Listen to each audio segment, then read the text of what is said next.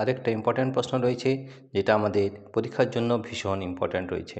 তাই কী পার্থক্য, যে নিউক্লিয় বিভাজন ও নিউক্লিয় সংযোজনের মধ্যে পার্থক্য লেখো। এই প্রশ্নগুলো কিন্তু আসার সম্ভাবনা রয়েছে, এগুলো একটু ভালো করে নেবে। আমরা আরেকবার তাও বলে নিচ্ছি যে নিউক্লিয় বিভাজন ও নিউক্লিয় সংযোজনের কী পার্থক্য রয়েছে। নিউটনের আঘাতে ভারী নিউক্লিয়াসের দুটি তুলনীয় ভরের নিউক্লিয়াসে খণ্ডিত হওয়া এবং সেই সঙ্গে নিউট্রন ও বিপুল শক্তি উৎপাদনের ঘটনা হচ্ছে নিউক্লিয় বিভাজন। নিউক্লিয় সংযোজন কি? হালকা মৌলের নিউক্লিয়াসের সংযোজনে ভারী নিউক্লিয়াস সৃষ্টি এবং সেই সঙ্গে বিপুল নিউক্লিয় শক্তি উৎপাদনের ঘটনা।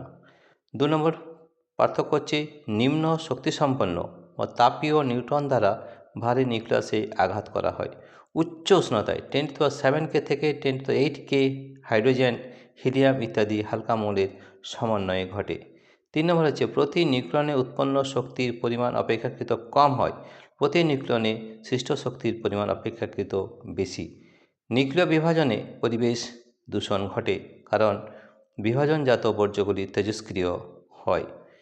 নিউক্লিয় সংযোজনে উৎপন্ন বর্জ্য অতেজস্ক্রিয় হয় বলে এটি পরিবেশ বান্ধব প্রক্রিয়া। ঠিক আছে প্রিয় শিক্ষার্থী বন্ধুরা, তোমাদের যদি এই ভিডিওটি ভালো লেগে থাকে তাহলে অবশ্যই সাবস্ক্রাইব, লাইক ও শেয়ার করবে।